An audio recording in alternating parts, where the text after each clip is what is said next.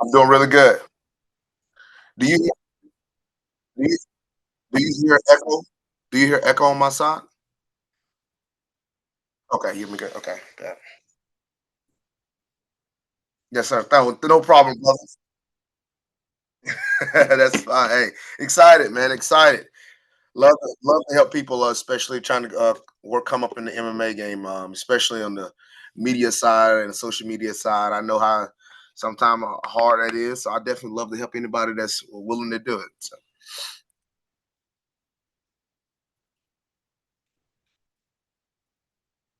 mhm. Yes, yeah, Yuri Panfarov, yes, sir.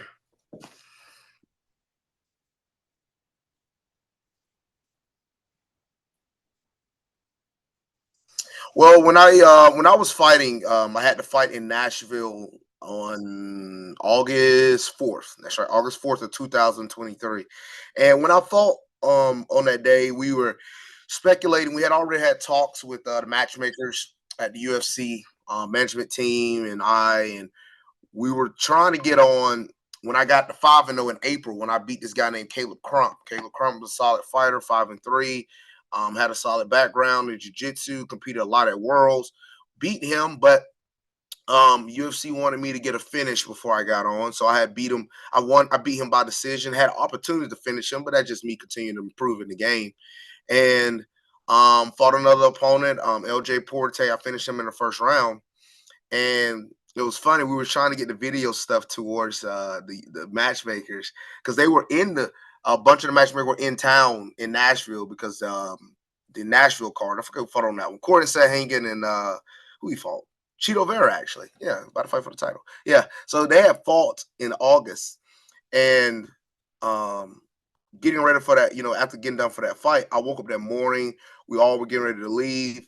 Management team calls me. He's like, "Hey man, look, you got opportunity." They finally called back. You're gonna be on the contender series, and then he offered me Yuri Panfarov, and it was a guy we had looked at earlier in the year in March. Anyway, we had already looked at Yuri Panfarov. We thought he was going to be a solid opponent. We tried to get him. Management team, not my management team, but his management team didn't think that it was a good opponent at the time for him to fight me. So it is what it is. And actually, he was fighting at 205 at the time, but now he get a chance to come down to a weight class he actually should have been at, and where I was fighting at the whole time at 185. So the experience was great when they flew us out to Vegas and we took all the videos, we did all the pictures and all of that stuff. It was really fun. I mean, man, it was like getting ready, man. It felt really awesome. I traveled around on different fight camps to go different places and train and get ready. So I felt really good, man. I felt really good. I enjoyed it.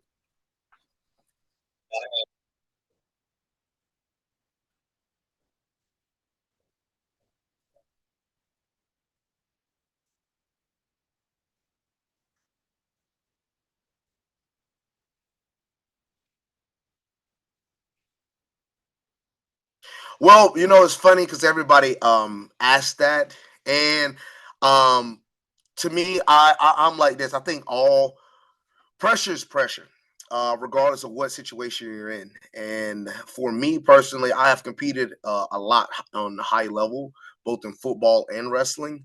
So um, it didn't hit me the same. And look, and I tell people it's a little different for me personally because I didn't grow up watching MMA.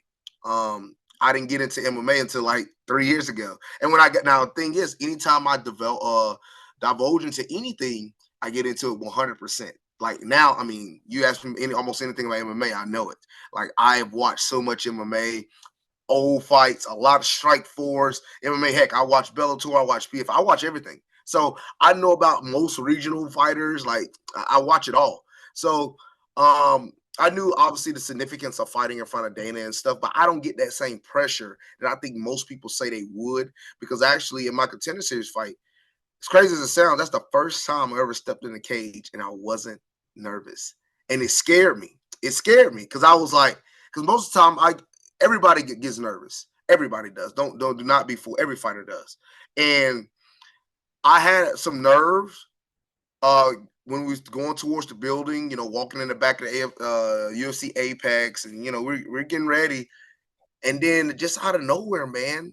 like, and I had trained hard in this fight camp. I was so prepared, and I mean, 8 weeks. 8 weeks to prepare for contender series because a lot of people most of the time on contender series get it 4 weeks notice, 3 weeks notice, sometimes at most 5 weeks. I had a full fight camp, 8 weeks, and man, the nerves like just was done midway through my midway through my pregame.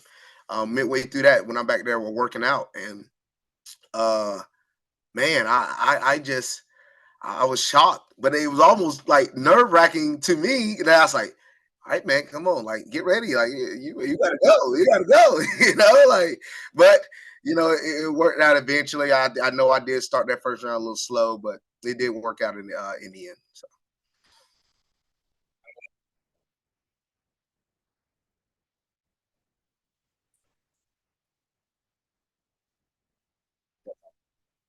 it's good. What position? Yes, sir. Yes, sir. That's awesome.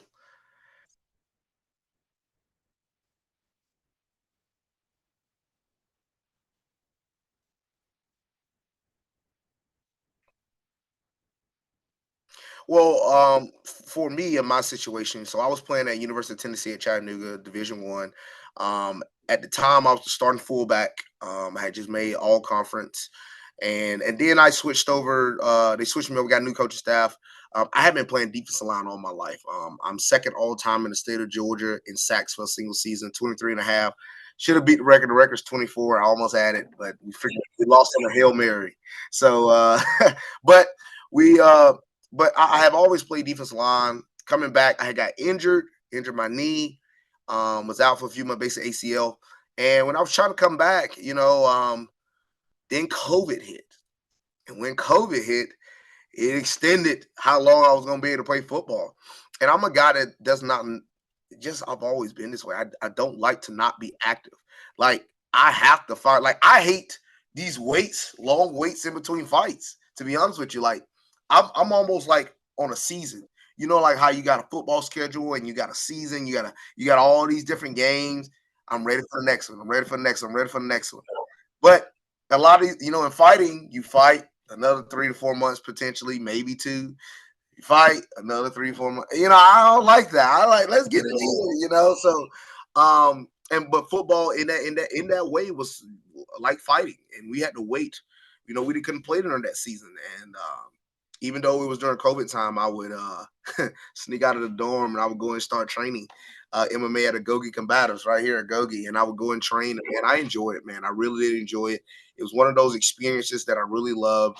And now what I transfer from football back to fighting is a lot of the film watching. I dissect film really well. I was always a big film watcher when I played football.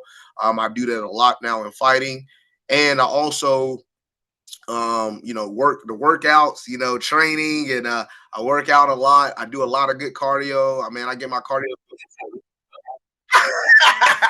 hey, hey, yeah, I do a little stuff.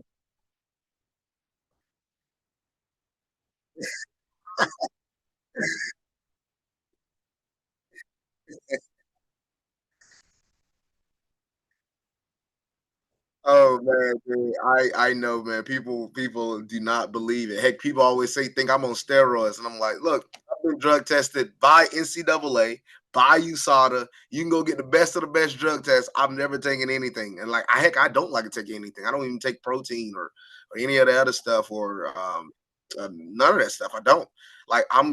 I just like to. I've always worked out. Growing up, I did a lot of push-ups. Big push-up guy. Huge fan of Herschel Walker, even though I'm young. But I used to love watching the Herschel Walker documentary, and he wanted to help inspire me doing a bunch of push-ups. And I just my uncle, my granddad, dad. I have a lot of good family. Then you got I have a competitive family. I got a lot of cousins that are competitive. So, you want to be better. Like when you have somebody able to push you, you want to be better than them. So, like you work out, try to be better than them. And then you want to be a better athlete than them. So when you're always grinding to be better, granted there was not a lot of rest time in between, but when you grinding to be trying to be better than somebody, I think it makes the better make you make the best out of you. And then I think that's the problem with Some fighters, sometimes they don't train with the best guys that they can possibly train with. So when you're training with the best guy you possibly train with, let's be honest, we're all human. You want to be better than whoever you're training with. You're trying to be better than them. Obviously it's training. You're not trying to beat them up in training, but you're trying to be better than them in any situation. And that makes you better as a fighter. And if you're doing that against high level guys, then you'll be able to do it against a high level talent in the cage as well. So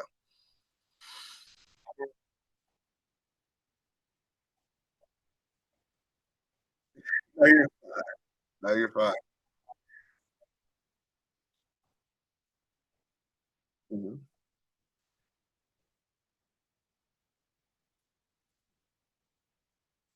Well, Sean Strickland, man, he's phenomenal, man. I mean, he's one of those guys. His cardio is incredible. You think a guy of his size, but his cardio is phenomenal. And you know, Strickland has a pace. I'm a high pace fighter myself, but he also has a pace, and he can establish that pace really well against any style. The problem is how can he deal with the explosiveness from Dricus? Because I've heard a lot of things from about Dricus that he's very strong, and if Dricus is very strong when he gets some like clinching on the cage, takedowns. Now, there's one thing about Strickland that a lot of people will agree with. When he gets taken down, he is very, very good at getting up. Um, I have taken down a lot of guys, and he's one of those guys that I cannot hold down to save my life. Like he's hard to control on the ground.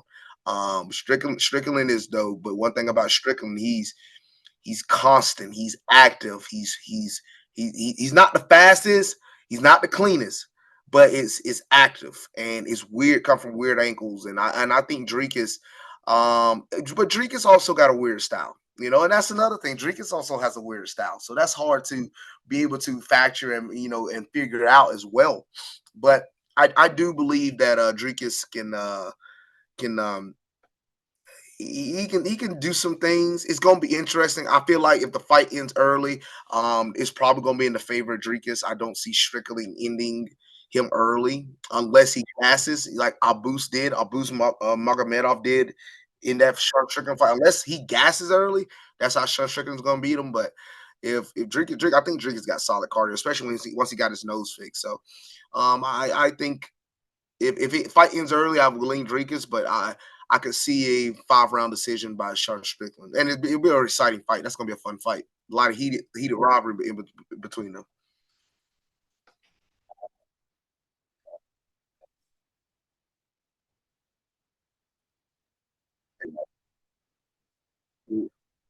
It is very different stylistically, but very weird stylistically, and it's interesting. That's right. How can you game plan for that? That's the thing, and that's one thing that I'm always big about, like game planning for my opponents. How do you game plan for a guy like Strickland or a guy like Drinkus, Akron? Now you look for tendencies, and that's one thing you have to look for when you're fighting. What tendencies that you show that I can attack that you can try to take away from Mike? And I look at it from both angles because I'm like, okay, how would his style beat my style? Okay, how will his style negate my style? And vice versa. And then you start picking the pieces away about how I'm going to implement my game plan, and I go in and implement the game plan. So that's the way I fight. I fight a little bit strategic, but it's very. It comes from the football background in me. It really does because that's just the way I was in football, and I was really good at it defensively, and it helped me out a lot, and especially in college as well. So I bring it to the fight game, and I think that's what keeps me successful is being one step ahead of my opponents.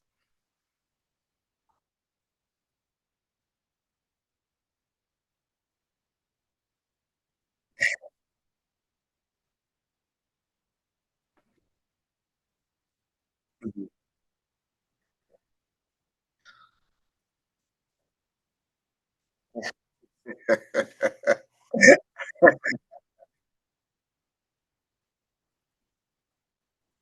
Man, look, I learned this way back in college, man. It's all about I'm not sorry, not college, even middle school actually, but high school. It's all about your hips in wrestling. How to utilize your hips. Once you get underneath their guy in certain ways, regardless of what he can do. He can sit his weight down. He can try to be as planted to the ground as possible. He's coming up off the ground. So I get myself into that position every time, regardless of what he does. And now sometimes, I'm gonna be honest, sometimes some of it is a little bit of strength, some of it a little bit is of angles, but I've been doing that. If you go back and watch I have every single wrestling match since I was in middle school. And like, if you go back, even watch my middle school, high school wrestling, I've been doing that to guys ever since I was young. So I know some people are like, man, it's crazy or very DC esque, but I've been doing that all my life. I've been doing that at nationals. I did it in college. I mean, I've wrestled like that all the time. So when I get, and you gotta remember, when I'm doing against top tier guys in wrestling, then these guys in MMA that don't have necessarily the wrestling background that I have, they're not going to be able to stop it regardless of what type of defense they have. So once I get underneath those hips, it's about you trying to use your hips to flow with theirs and use it to pop and boom that goes up in the air.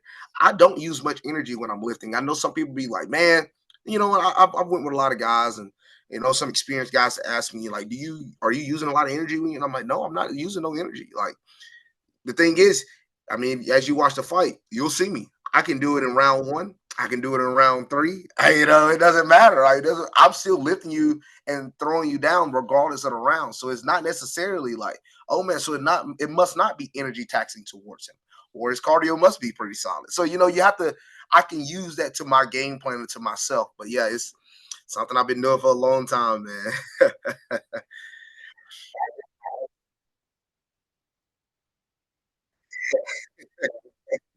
Thanks, man. Yeah, I try to continue to do it, man. I'm excited.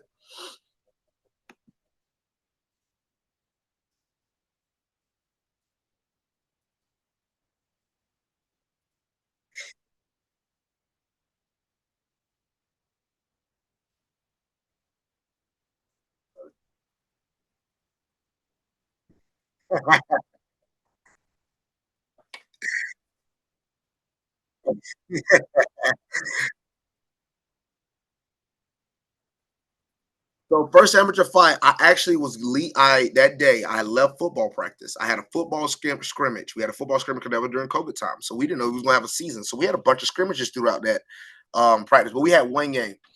Um, I had played over 50 plays, bro.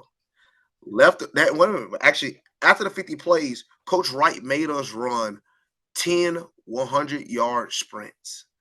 It was brutal. Then it was funny because even some of my teammates were like, "Hey, Finney, hey, we'll vouch for you, man, if you leave." Because none of the coaches knew I was fighting, but some of my teammates did. But I said, "No, I'm gonna run these sprints." I ran these sprints, ran up to the locker room, showered, boom, went to my coach. We left. We headed to Knoxville. And I'm not gonna lie to you, I was sleeping. So I was sleeping in the back. There's a sofa in the back in the locker room in Knoxville, and I slept on that sofa until about about 4 or 5 fights before me, man. I was asleep the whole time. I was so sleepy. And you know how it is after you do it on football practice, you go to sleep. And I'm warming up, and my coach was like, just be aggressive, you be first. Go out there, you be first. He said, I believe you can get this guy out of there quick. And I'm sitting thinking in my mind, man, like, and I did a full fight camp for that fight. And I was like, man, if this thing goes like second round, even though those 3 minute rounds, I was still big. I was like 215. I had to even cut a little bit because I was walking around 225. So I was like, man, this is gonna be man, I gotta get this guy out of here quick. I just we start off, we walk around a little bit, and then I just start swinging. And honestly, he dropped it's the way he dropped, he fell face first. So the referee stopped it. And I'm like, okay, well, you know, there you go. And but I didn't know the rules. I didn't know once the referee intervened that the fight's automatically over. I didn't know that. I thought, well, I ain't gonna lie to you. I do feel like it was a little bit of an early stop. But when you watch it in full speed, and when it was live, you're like, oh, the fight's over. But I thought, well, they're probably gonna say, okay, it wasn't over with yet. We'll redo it. And I didn't know the rules. So that's why I was over there like ready to go. I'm like, yeah, I'm ready to go. Let's go. At first, I thought I got disqualified. At first, I said, did they get me for mistakenly hitting him? I said he was falling, and I mistakenly hit him in the back. And it's like, no, no, no, you won the fight over. I said, what? I won? I was like, hey, that's pretty easy. So, but yeah, second fight went a lot different than that. Yeah.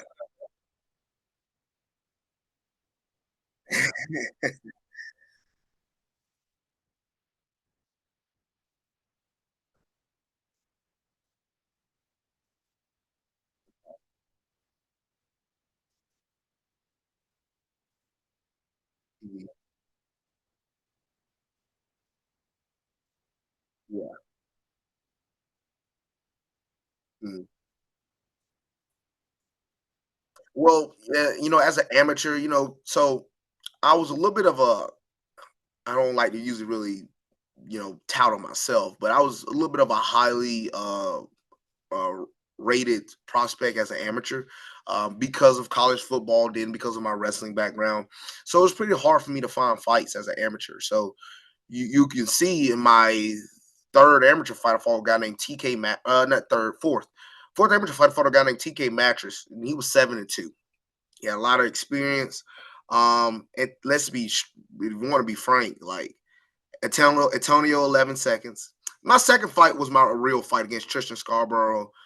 We went the third. I finished him in the third round. It was a title fight. And then my third fight was 5 seconds. I had the Southeast record. It actually just got broken. Though. Got broken in like 2 seconds. It's crazy. But I had two fights, one at 11 seconds, one in 5 seconds. Those are not really fights, if you want to be honest. Like I really only had one true amateur fight. Now preparing, the walk, the nerves, the mentality, like yeah, now that's a part of the fight game, and that's that experience that you really need. But the real experience is inside the cage, the time inside the cage. And adding on another 15 seconds, that's still only one amateur fight worth, well, 16 seconds. That's only one amateur fight worth of experience. And I only had one fight worth compared to going against a guy that had 9 fights. So I really want to say that TK fight was very beneficial for me. Um, I really tried to finish him early. I really did. He was trash talking me a little bit. We had a joint interview and everything. He was trash talking each other a little bit. So we got into it a little bit. I tried to really get him out of there, but he was tough, man. He was a tough fighter, and I really am very thankful for that type of fight. It pushed me. I was like, man, every time I sat on that stool, because it was one of the first 5 round fights that ever happened in Tennessee, and I was like, dude, every time because I had already done like a 3 rounder, and I had made it to the third, but I finished in the third. I'm like, what round of this? You got two more left. Oh! So it was different. It was different. You don't sit on the stool that much. Heck, not even wrestling. You only got 3 periods. You don't sit down. Like you don't wait in between anything that much. So, but that was beneficial. And then my last amateur fight, the guy I was supposed to go against, he pulled out. So I went against another guy, and I put him to sleep in the first round.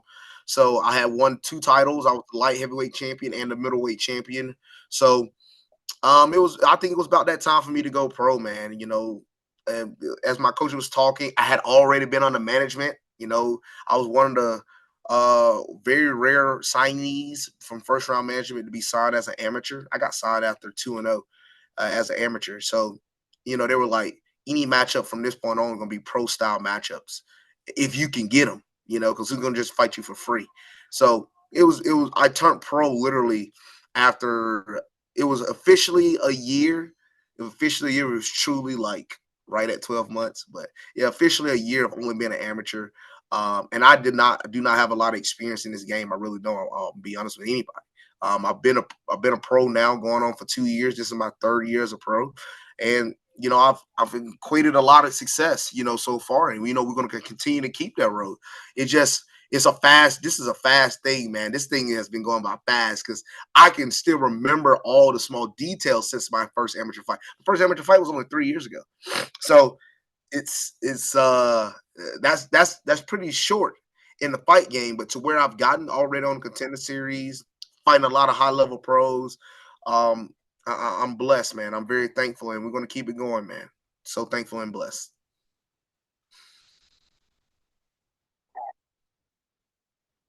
Sorry, man. Look, I try to hit all point. Look, I went to college in communications at UTC, and I try to I don't know.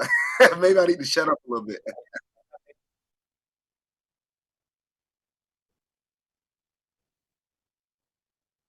Well, I will say that submission against Andre. I did a head and arms choke, and it was a little bit scary because I heard him snoring once I had it locked in, and I'm talking to my coach. I'm literally because I talk to my coaches in between. I'm literally talking. I'm like, Sterling, is he out? Sterling's like, yeah, he's out, and he's like, ref, and I can't. So you can't yourself personally. You can't trust that. All right, because as me being an athlete, I can let go, and he can instantly just like. There's people that can wake up pretty quickly, and he just like start moving.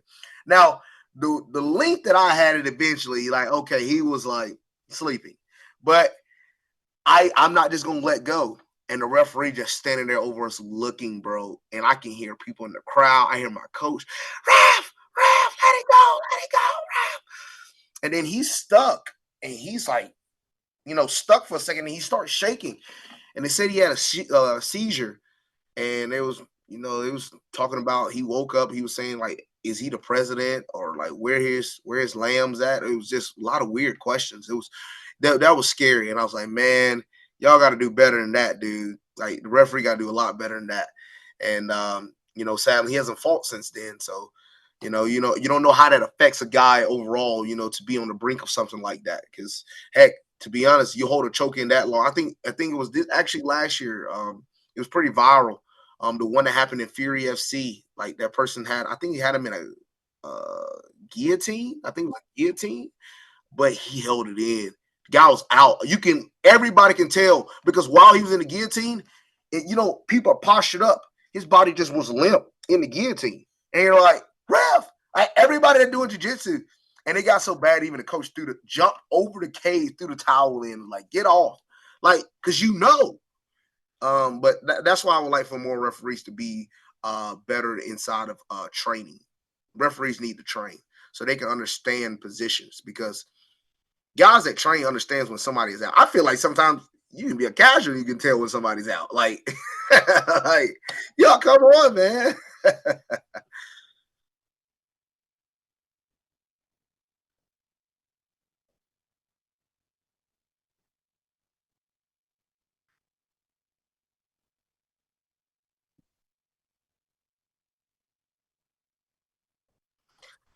My favorite, because I want to say it was one of the closest fights that I say I can have to about. I would like okay if I had to dissect how I would like a fight to go from start to finish. I would say Justin Dorsey was one of my favorites. I really enjoyed how I started. Pressure instantly, got the takedown. I had a chance to.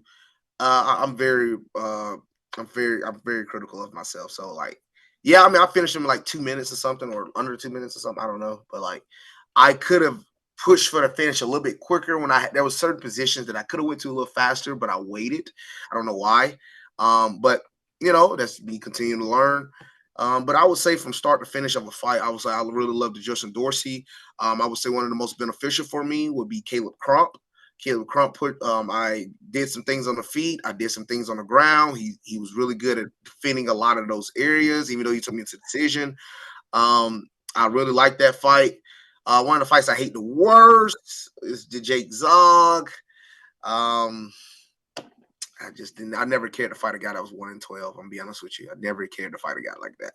Only reason why I had to fight a guy like that, we had 40 guys. We asked 40 guys. They all declined. We had 3 accept. They all pulled out. One pulled out 2 weeks before the fight. Had to get something. 85ers one. 85 ain't gonna take it on no 2 weeks notice. A 205er is pushing it. We asked 205ers, and I said, just give me a heavyweight.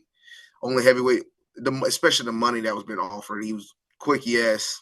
So had to get a fight, especially when you sell. You got to remember when you sell a lot of tickets on the regional scenes. Um, they do their best to keep you on the card. So you got to do what you can. And Jake Zog was, no disrespect to him, but I just don't. You don't necessarily want guys like 1-12, and like this ain't boxing. You don't want 1-12 guys. So you want guys at least around your experience level. And you continue to grow. But I mean, that was a true give me, and as you continue to get better, you learn from it. So I learned some things from that fight, and then I would say, obviously, my contender series fight, that was one of the funnest. That was the one I faced the most adversity. against Yuri. Granted, that's the first time I ever lost a round. I lost the first round, so is what it is in that regards. I made some mistakes, but I learned from it. I know a lot of people be like, "Oh, you got to work on your striking," and what people don't fail to realize is like I'm a pretty solid striker. I can strike pretty well with some of the best of them. I mean, I train with a lot of great strikers, and I can hold my own. And heck, even sometimes I drop them.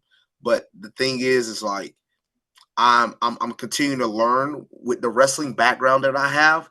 Um, I have the nerves sometimes, and I'm like, I can shoot, and you are not going to be able to stop me. And now I'm getting better at like trusting my striking because in that second round, when I trusted my striking, it led to a much better opportunity to get the finish. So we're going to continue to learn from that. We're going to continue to work on that, and we're just going to keep growing, man. Like again, only 3 years in MMA. Some guys 2 years in MMA are still an amateur. So I got more years than I am an amateur in my third year. So we're learning. We're learning.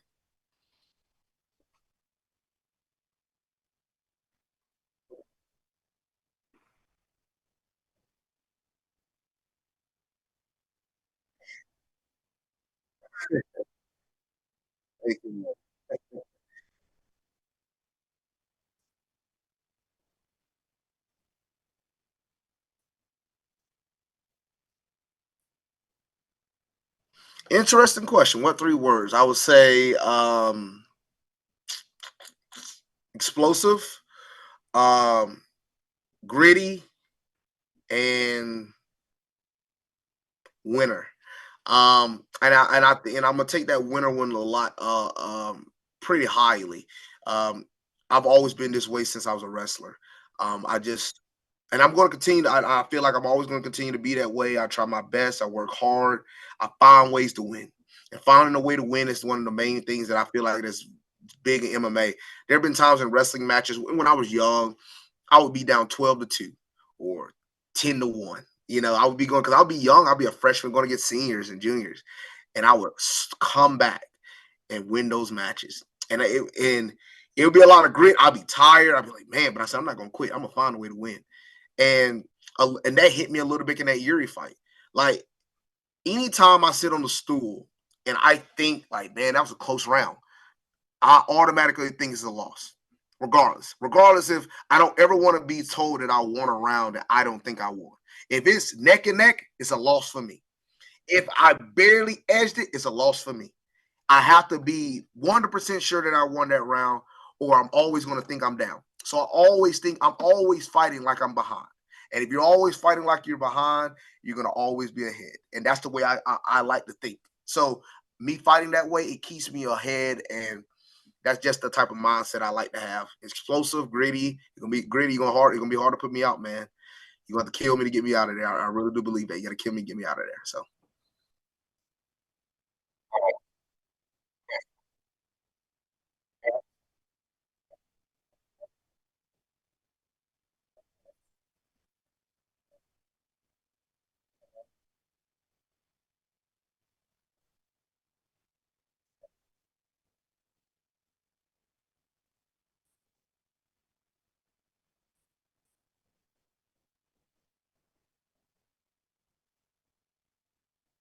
well, man, that's a great question because that was actually one of the things me and all my coaches talked about.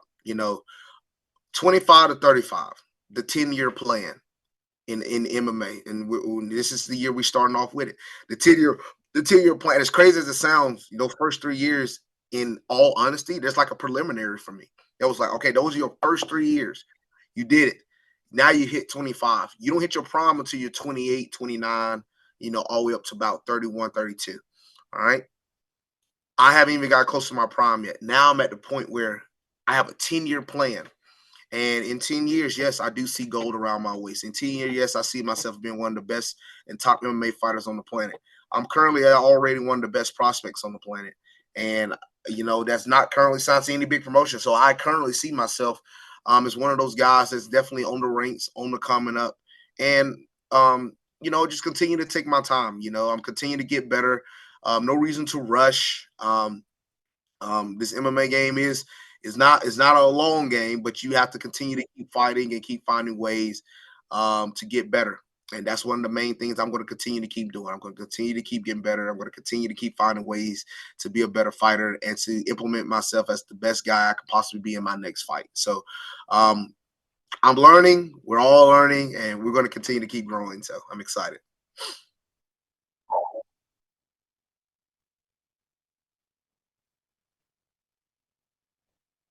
Thank you very much. Thank you, brother. Thank you, man. I really enjoyed it. See you, brother.